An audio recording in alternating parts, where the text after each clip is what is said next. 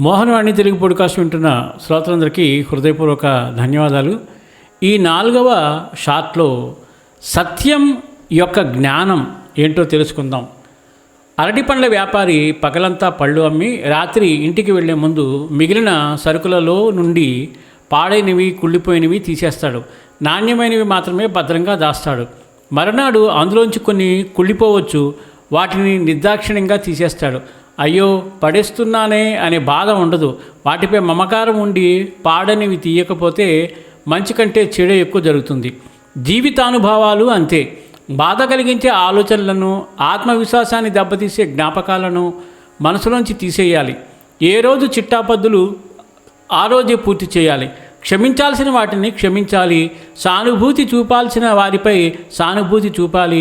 విస్మరించిన వాళ్ళను విస్మరించాలి. ప్రశంసించిన వాళ్ళను ప్రశంసించాలి. మంచి అనుభూతులను, చక్కని జ్ఞాపకాలను మాత్రమే మరుసటి రోజు ఖాతాలోకి బదిలీ చేయాలి. చెత్త వెళ్ళిపోయాక బుర్రలో బోలెడంత ఖాళీ ఏర్పడుతుంది. దాన్ని మంచి ఆలోచనలతో నింపితే ఆనందం పెరుగుతుంది. చిరునవ్వు, ఆనందం, కవల పిల్లలు ఒకటి లేకుండా మరొకటి లేదు. చాలా అద్భుతమైన విషయం. మరి ఈ కవల పిల్లల్ని మనం సొంతం చేసుకుంటే ఎలా ఉంటుంది? చిరునవ్వు, ఆనందం, వీటిని రెండింటిని ఎలాగైనా సొంతం చేసుకుందామండి. వీలైనంతవరకు దీంట్లో ఉన్నది గట్టిగా పాటించి ఆ కవలల్ని సొంతం చేసుకుంటే అంతకన్నా సంతోషం మరొకటి ఉండదు కదా.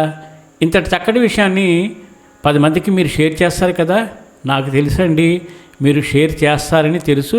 ఇంత మంచి విషయాన్ని వాళ్ళకి చెప్పారనే ఆనందంతో నిద్రపోతారని కూడా తెలుసు. సర్వేజన సుఖినో భవంతు, లోకా సమస్త సుఖినో భవంతు. ధన్యవాదాలు. స్వస్తి.